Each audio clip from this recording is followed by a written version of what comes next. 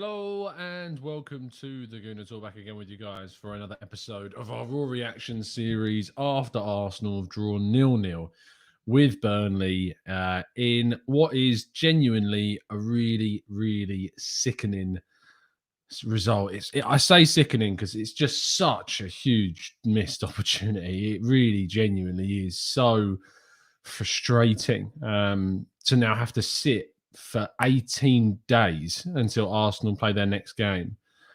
And we're going to talk about that gap between the fixtures and kind of maybe look at some of the positives from that. But it's just so frustrating not being able to pick up a point against, get maximum points against the bottom side in the league. These are the games that we have to win.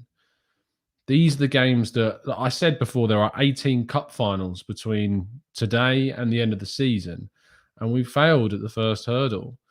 We failed to pick up those points. And that is so saddening. We created plenty of chances. You know, the thing is we didn't play wildly bad.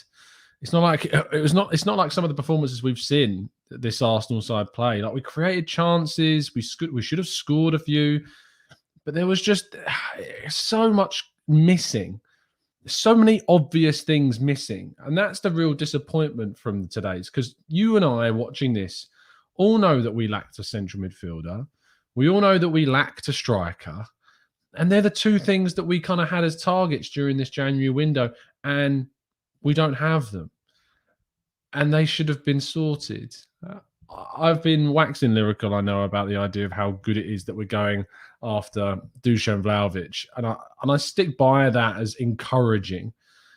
But I do feel as though with the Aubameyang situation as is there anything we could have done sooner? Should we have weighed up our options better? Should we have brought someone in on loan at the start of the window? Should we have made an ultimatum for Vlahovic at the beginning of the window better and then been at a better place to know where we were moving on with this next?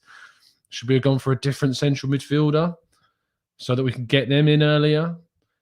I thought that, I mean, I look back at that Partey red card now as a real error, and what a mistake that was from him to miss that game. And with Thomas Partey, maybe things would have been very different. But look, for all of the energy, all of the chances we created, again, I've got some issues that with Arteta. I've got some issues with the in-game management.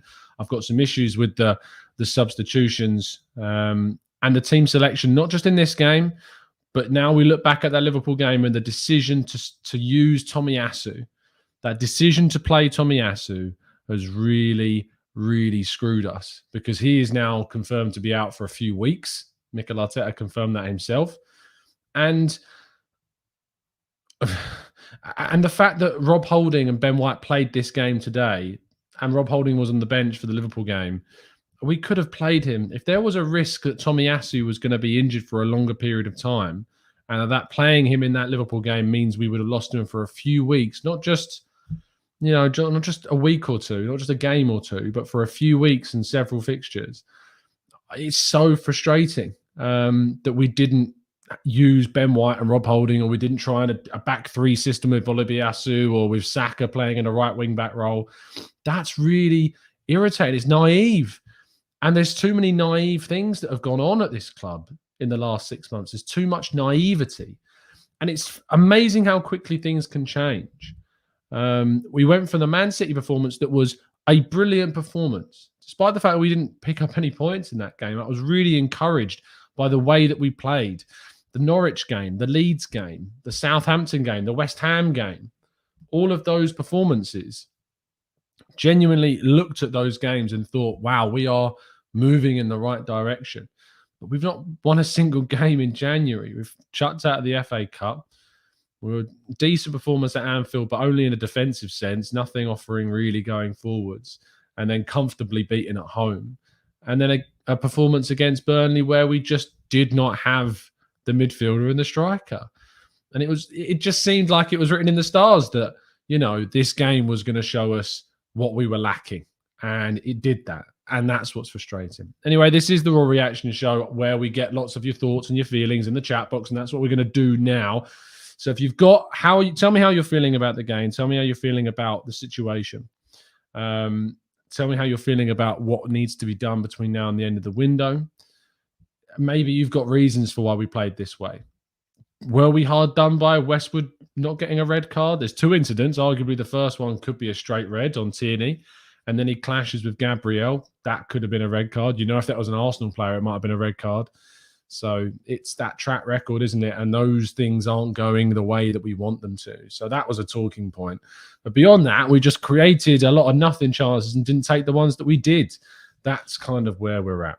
Riley's says teams have figured out that all they need to do is double up on our wingers and we become toothless up front. There is no plan B. This window is crucial. I don't think it's just about the window, though, Riley's. I don't think it's just about the window, because there is choices that we can make. We could change the formation. We could change the way we're playing. I said this against Liverpool. If your wingers are being isolated, then back them up with wing backs. Go to a back three. Play the system that Conte's using. Play the system that Tuchel's using. Use wing backs to support those wide players so that they can't just be doubled up on, and you know they're overloading those wide areas. Why not change something? If you've only got one central midfielder, why not play someone as sweeper and bring Ødegaard into a central midfield position? You don't have to start Smith Rowe. You can play Martinelli and Saka on the wings, Lacazette up top, Ødegaard and Sambi in the middle. You've got a sweeper that can cover if you need them to, and you've got wing backs. Why not try something different than using the same team that struggled to do a lot against Liverpool, against the Burnley side that we're going to sit in and again double up on our wingers? And again, that's what happened. Martin says if we go to Wolves in this state, they will destroy us. And Wolves are looking very good, and we don't have a good track record of going to Wolves either. We have to hope that this 18-day period where we've not got a game allows this team to go to this warm weather training camp, regroup, resettle, restart, refurb itself, get a couple of players in, fingers crossed, get players fit again. We're going to have Partey and Xhaka back, and we got to pick up points. We've got 17 games now between now and the end of the season, and we have to win as many of those as possible. If you look at the games that we've got coming up and the fixtures that Arsenal have got coming up, they're very winnable. Of course, we may see the Spurs, Chelsea and Wolves game and Liverpool game, I think, as well, get rescheduled at any point within those fixtures. But you look at those next games: Wolves away, Brentford at home, Watford away, Leicester at home, Villa away, Crystal Palace away, Brighton at home, Southampton away. All those 8 games, all those 8 games are must wins. We have to win those 8 games to keep in this race for top 4. As I've said a number of times, every single game from here is a cup final that we have to try and win. The pressure is on every single game, and we have to try and win them all. MD says, Tom, do you recognise any patterns of play? Ben White has become the playmaker. Either Ramsdale tries to find Gab or Ben White does. We don't win headers or the second balls. I do recognise patterns of play, yes. There are clear patterns of play in the wide areas. The issue is that when you've only got Sambi Lokonga as your only central midfielder, which in fairness to Arteta isn't his fault, or they're saying that, we've got a lot of red cards that keep cropping up. So arguably you can point the finger in that direction at discipline. But I think that the lack of another clear central midfielder, and again, we could have signed one. Like we could have signed a midfielder during this window. And we could have brought someone in during this window, but we haven't. But I think that with that, the patterns of play would improve. But Ben White kept going long. Gabriel was going long because we just didn't have that central midfield connection that we have done. And we've lacked that personnel that's in the middle that's going to give us kind of that connection between the back line and the forward line. Gooner Legend says, not Arteta's fault. Guendouzi. I mean, Guendouzi's never... I never look at Guendouzi as a genuine argument. Maitland-Niles, however, certainly is. Cass says, unfortunately, you say Arsenal have to win, but I know Arsenal will have results against those like the one today. And they will, Cass. They absolutely will. And you're absolutely right. I am expectant that we will not win those 8 games. My expectation is that we will drop points in those 8 games. We'll probably lose at Wolves. We'll probably drop points to Leicester. We struggle against Brighton. We struggle away from home against Southampton. We probably will drop points in these games, Cass. But it doesn't matter. It doesn't matter that I'm expecting us to lose those games because we need to win them. It's as simple as that. We need to win them. Satya Brad, thank you so much, mate, for the donation. That's really kind of you. We shouldn't have to resort to complaining about refereeing, but that officiating was awful. How Lennon and Peters didn't get a card is beyond me. Again, we moan about referees all the time, but let's take the game out of the refs' hands. Let's sort this out ourselves. Let's get us in the driving seat of the fixture. And we just haven't been in the driving seat of the fixture at all. We have not been the protagonists of our own January whatsoever. We've allowed the other teams to dictate the games, and we could have easily lost this game. I mean, Burnley had plenty of chances at the end of the game to completely counter us. And yeah, it's really frustrating. Stephen says, insult to fans talking about Arteta getting an extension. Look, I don't agree with giving him an extension right now. I'm waiting to the end of the season. I don't agree with people saying that he should be sacked right now either. But I wouldn't be giving him a new contract at this moment in time. I would be waiting until the end of the season to see where things are. If we are outside of Europe, he has to go. If he finishes in the top 6, we can have a chat, but I ain't giving him a new contract for that. There's no new contract for top 6. Top 4, I think, then yeah. And a lot can change between now and the end of the season. And the thing is, as Dan points out all the time, well, we don't have European football this season. We had a real opportunity this season. And I know that COVID and injuries have hit us, but they've hit every team. Every team's had their own issues and have lost players at certain times. Spurs have had lots of issues, missed lots of games, yet they're continuing to perform, continuing to pick up points under Conte. United are turning things around. Burnley have missed loads of games, and they can come to the Arsenal and keep a clean sheet. So it can't just be used as an excuse time after time. Asher says, Arteta tends to be very inflexible with the way he sets up his team. He still has not really addressed the goal creation. Perhaps needs Suarez, to help the young attack learn. I'm not sure Suarez is the answer to our problems, to be honest. Charlie says, I'm still seething that Liverpool got away with lying to get our first game cancelled. It completely killed our rhythm. Again, but I don't think, Charlie, that's enough to legitimize. And I'm not saying that you're saying that it legitimizes these results, but it's not enough to give a reason as to why we performed the way we did today. Julian says, thought Martinelli looked lively again, but made a couple of wrong final ball decisions. And again, he's young, and we'll keep coming back to how young this team is, but the senior players need to step up. Satyabrak, again, thank you so much. Loving this club is bad for my mental health, man. Thanks for always putting in the grind and creating all this content, sending love and good vibes. Mate, if it's affecting your mental health, as I always say, you need to take a break. Look, their life is so much more important than Arsenal. Arsenal is my life, but the existence of my life is far more important than Arsenal. And there is more to life than this club. So if your mental health is being affected by Arsenal, you need to find more to life than just this club. And this is coming from someone that Arsenal is their job. Arsenal consumes my life. But even I have more things outside, family, relationship, gaming, music, other hobbies, playing football, like anything else that you can do to detach yourself when it's affecting your mental health, mate, you need to do. So there you go. Julian says, Tom, easier said than done. This club is killing me. Yeah, look, it sucks. I nearly swore that. It absolutely sucks. It really does. But you do need to detach yourself at times. If it's actually getting to you, and I'm being genuinely very serious, if it's genuinely affecting your mental health, then take a break. You've got 18 days now between Arsenal and Wolves. So you've got plenty of time. And I know the transfer window is going to consume you. But if you really think it's affecting yourselves, then take a break from it. Detach yourselves. Delete the YouTube app if you want, and then re-download it after Wolves. But just do whatever you need to do to make yourself feel better. Navarra says, Tom, where is the logic of constantly crossing against Burnley of all teams? Again, I don't mind crossing in the last few minutes of the game. You'll struggle to find many teams that aren't doing that when they need a goal in the last few minutes of a match.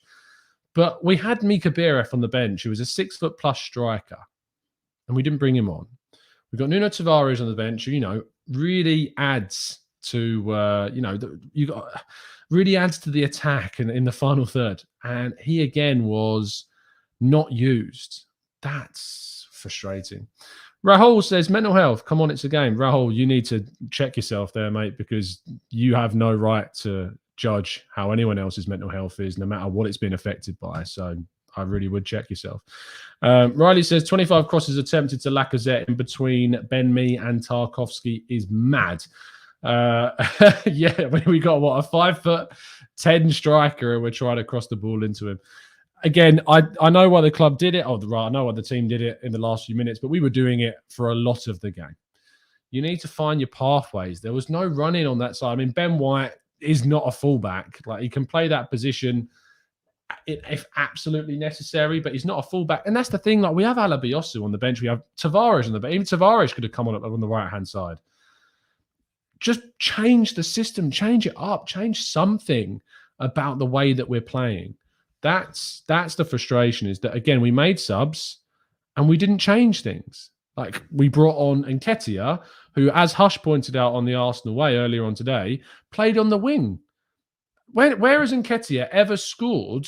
Really, I'm really struggling to find a memory of an Nketiah goal that came from outside the box or came from him cutting in off the left-hand side.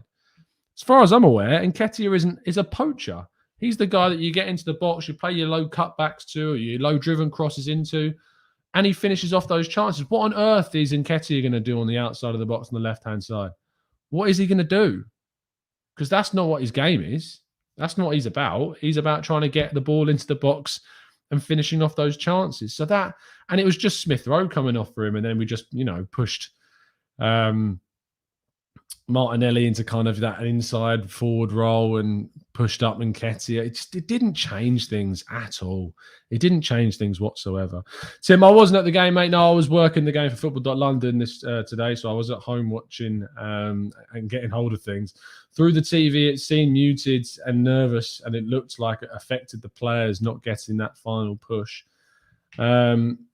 Look, the atmosphere seemed very quiet again. The energy has completely gone from the Emirates. It really has. Like, we really built up something at the club during that period when we were playing Man City. And at the end of that game, it was a real sense of, even after the defeat, there was a sense of encouragement from that game, but we haven't built on it. We really haven't built on it. Manoj says, what was our corner coach's plan today? We was dreadful. To be fair, one of our best chances came from a corner, so I'm not sure that's entirely true. The one that we worked to Emile Smith Rowe nearly landed us a goal, so I'm not sure it wasn't. Christian said White overlapped once and it was dangerous. It's just not his style. It's not what you're going to get from him. That's not what he will do. And it makes me think, again, Alabiosu was on the bench, and this kid's got this 20-year-old, by the way, same age as Saka, same age as Martinelli. So it's not like, he's wildly inexperienced in regards to his age. I know he's not played Premier League football yet, but he's of the same age as these other kids that are playing, and you only really get your chance when you're first thrown into things. He's got 7 assists from right wing back this season in the under-23s. Oh, why not give him a shot? He's there. Chuck him on. Give him an opportunity. People going, who was he ever going to bring on? And I'm sorry, but there are excuses. There are genuine reasons. There are arguments to suggest he should have brought on Tavares or Bireth or Alabiosu. He could have thrown any of those guys on. I would have taken off Lukonga at one point and brought Patino on just to add a little bit more directness.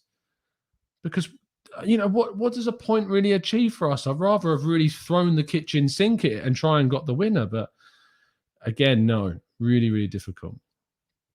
Mr. Joker says, what on our bench was going to change that result? Again, I do think switching the structure, bringing on Tavares for, say, holding, moving Ben White into that kind of slot in the right-sided centre-back slot. Tierney being brought into that left centre-back role, which, to be honest, would have even become just Gabriel and White sitting back with Tierney pushing forwards. Tavares on the left wing-back role supporting Martinelli. You could have brought on Alabiosu at some point to play in the right wing-back role if you wanted to, taking off either one of Smith Rowe or Odegaard to kind of utilise someone overlapping Bukayo Saka a lot more. We could have changed things, and we were lumping balls into the box, and we got a 6-foot-plus striker sitting on the bench in Mika Bireth. So they could have changed things, Joe. Those players could have absolutely changed things. Good listens, Tom. Do we need to change at the helm to move forward? Too many utterly bizarre decisions. Again, no, I'm not in favour of sacking Arteta right now because I don't know who you'd bring in. I'm still waiting for someone to give me a genuine argument for someone who's realistic that would come in and that would change things. Graham Potter, I don't think, would come in and get us top 4 this season. If Arteta doesn't get us into Europe this season, there's a genuine conversation to be had about his future, and then I would be more open to Graham Potter in the summer. But I don't think Graham Potter's coming in with 17 matches to go, assimilating into the team, settling in, getting used to the players, getting them through his ideas, and, getting us to top 4. I don't think he does that. I'd be open to the idea maybe in the summer. Ten Hag's not leaving Ajax. Luis Enrique's not leaving Spain. Who are you going to bring in? And that's the thing, and that's the problem. If someone could come up with a genuine argument, I might be up to it. But I don't know who you would go for. I really don't know who you would pick. Usman says, Tom, what do you think of Florian Neuhaus? And could you please consider doing a tactical analysis on him? We're not linked with him, so I'm not going to do a show on him until we're linked to. I only do the shows when we're linked to these players. But look, he's a really exciting young German player that has got the world at his feet, as like a lot of young German players do. But we'll have to wait and see. Julian says, Tom, realistically, who would you like us to sign this January? Look, if we can't get Vlahovic and we can't get Arteta, and you're telling me that Arsenal are up for spending a significant amount of money, I'd buy out Tyler Adams from RB Leipzig because he's a brilliant central midfielder. I think his buyout clause is £32.5 million. He can cover at right back if we wanted him to. He's played at right back, he's played right wing back, and he can play central midfield, can play deep in midfield, can even play in a creative right midfield if you want him to. He's a great all-round player, better than Ainsley Maitland-Niles, but kind of that similar kind of role that can play in multiple positions. I would absolutely activate Tyler Adams' £32.5 million buyout clause before now and the end of the window. That's realistic. He's got a buyout clause. Of course, you can go and try and get him. It's then up to convincing him whether he wants to come or not. Striker, look, I know that his agents turned around and said that he wouldn't leave and that January's not going to happen. But if you threw 45 to 50 million quid at Lille for Jonathan David, I think he would be up for moving. Alexander Isak is going to cost you £75 million. If we have that money, then go and activate the release clause because, again, it's a release clause. You can go and activate that and bring them in. Patrick Schick, I know a lot of people like. If you told me that Patrick Schick was coming in for the end of the season, I'd be happy with that because I think we need a striker and he's on form and he's doing really well. There are players out there. I just don't think we're going to get anyone in. I think we might get a midfielder, but I don't think we're getting a striker, and that really kind of harpoons Arsenal's hopes of getting top four if that's the case. I'm really, really hopeful. Charlie, I don't think Ten Hag's going United, mate. I think Pochettino's going United. Zidane's going to go PSG. Ten Hag will be an option for clubs in the summer. Ronald says, Arteta stays only because we can't change right now. In the summer, if no top six, he has to go. Xhaka needs to go in the summer too. Ronald, you and me are pretty much on the same kind of wavelength there. Awais says, listen, for now, we bring back Alba because I think Mikel indicated to us in his interview that we won't make many signings as this month no one sells their players. Well, Arsenal do. Arsenal let go of their players. Ainsley Maitland-Niles could have done a real job for us this month, but no. No, thank you. Jesus. Matt says, Tom, why are so many fans calling Aubameyang? He was missing sitters when he was playing. Because he's different. Because he's not playing right now, and that's what we do.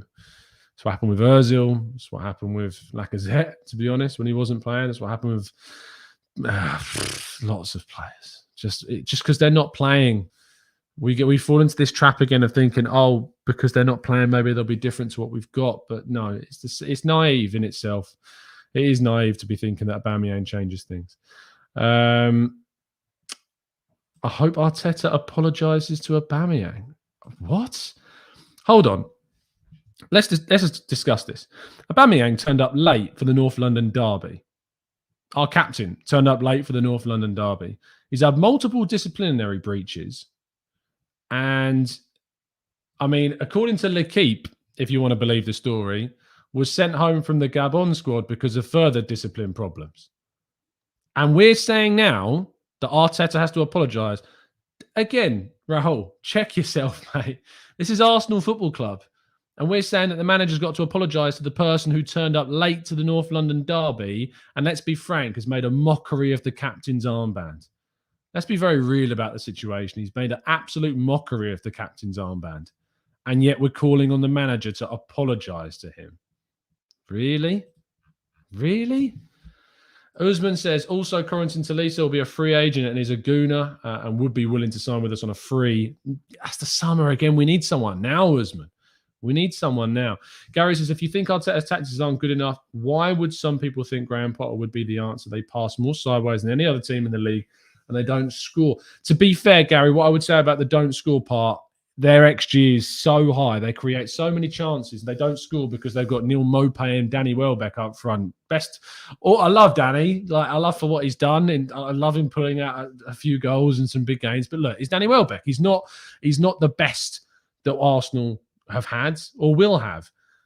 And, he's reaching the latter stages of his career now as well. So I think that's harsh, because I do think that Graham Potter plays an attractive style of football that's high in chance creation, and with some really good players at his disposal, who knows what he could achieve. Tulip says, Tom, which side you will be on if we don't finish in the top 4 and we finish 5th to 6th? A, we missed out on top 4 because of our lack of planning, or B, we would have overachieved and we achieved according to our team. Tulip, the thing is, where your head's kind of at the start of the season and where you're at midway through the season, things do change. And at the start of the season, I said top 6 is a good season. But the more that we go through this year, and the more that we see a January window where we've missed the opportunity to really bring in some crucial players, the more that happens, the more I think that top 4 was a real opportunity this year that we are missing. And I think there have been decisions from the manager that have certainly led to some of the reasons why we've dropped out of competitions and why we've dropped points. But then I also apply the context of injuries and COVID to certain games as well. There's so many factors. I think it's an impossible question to answer right now, ultimately. I do think we're going to have to wait until the end of the season. But I wouldn't sack him right now, but I certainly wouldn't be giving him a new contract, is where my head's at.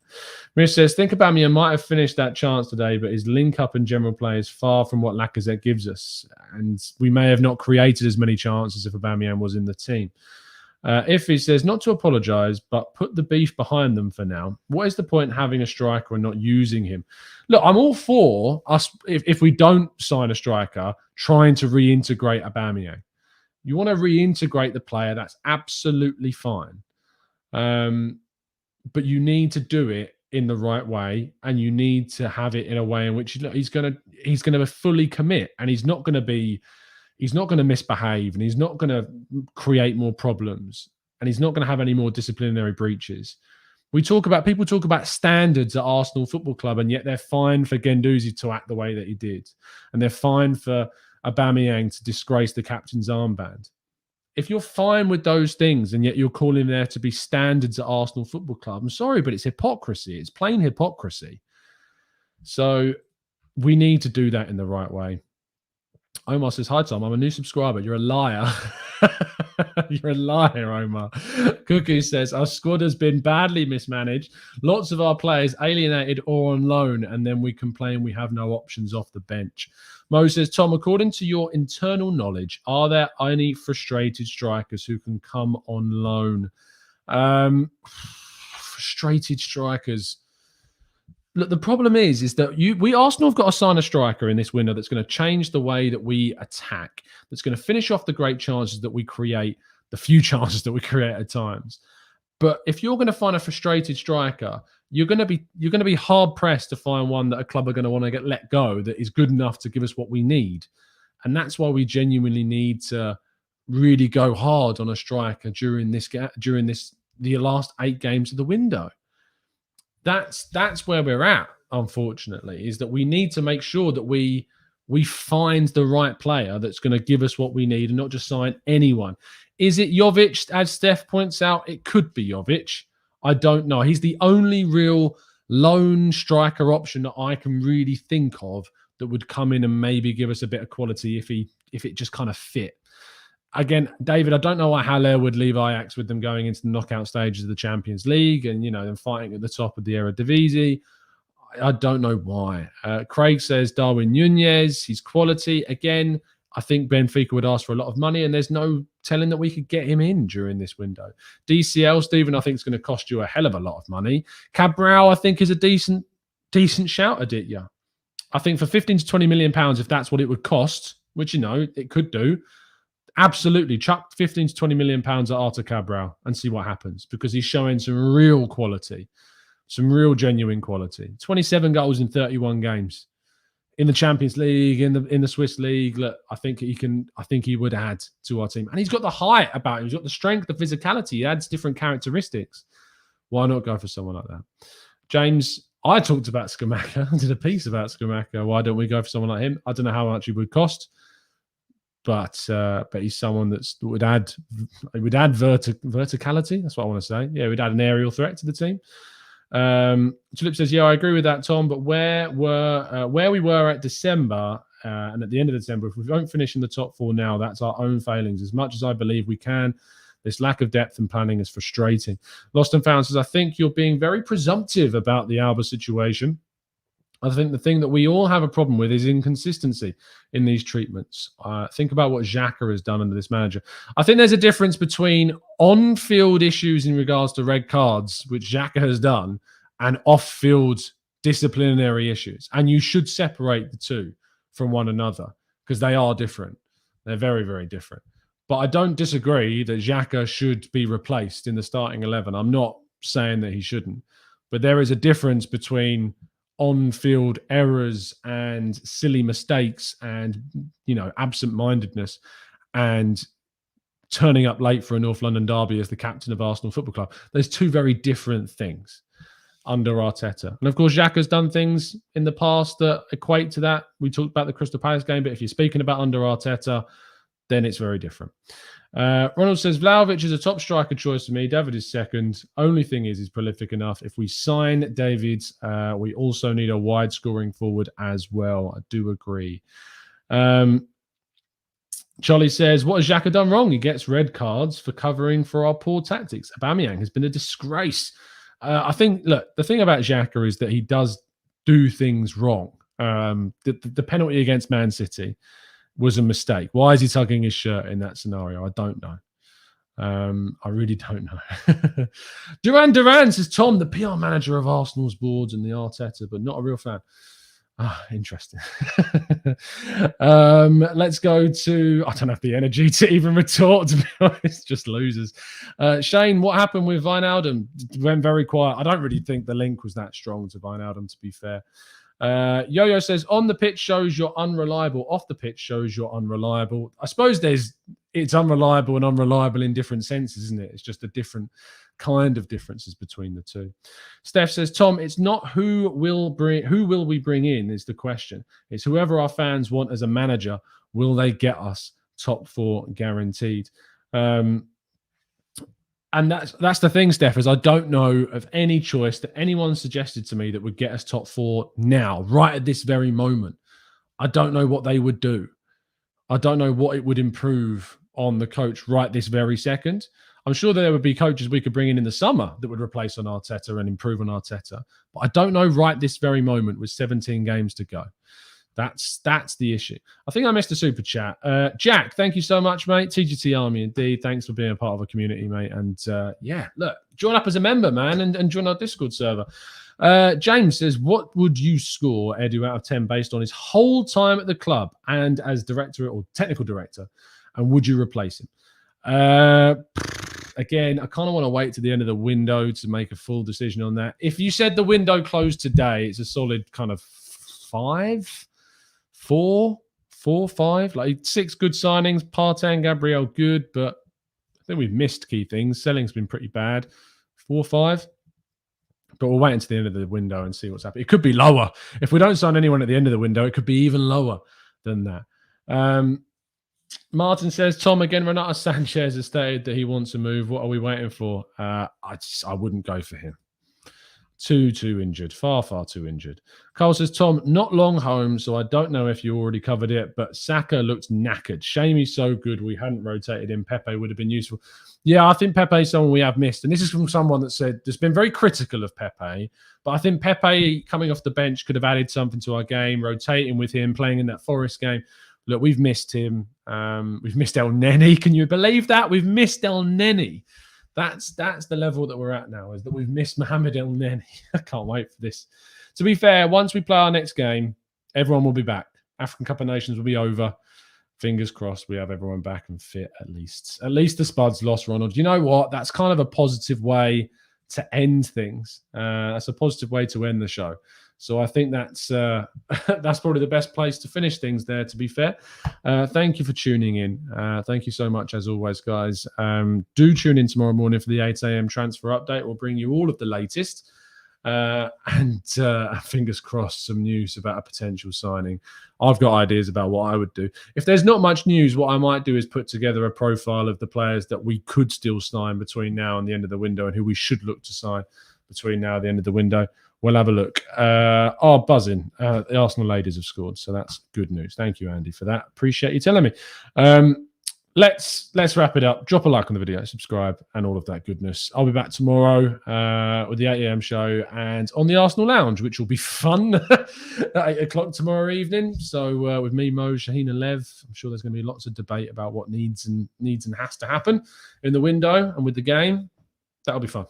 I'll see you soon, guys. Have a good evening. And as I said earlier on, if you genuinely are struggling and it is affecting your mental health and you find that you're waking up and you're sad because of Arsenal, have a break. Find something else to watch. Find something else to do. Get a hobby, doing something else. Just take your mind off it.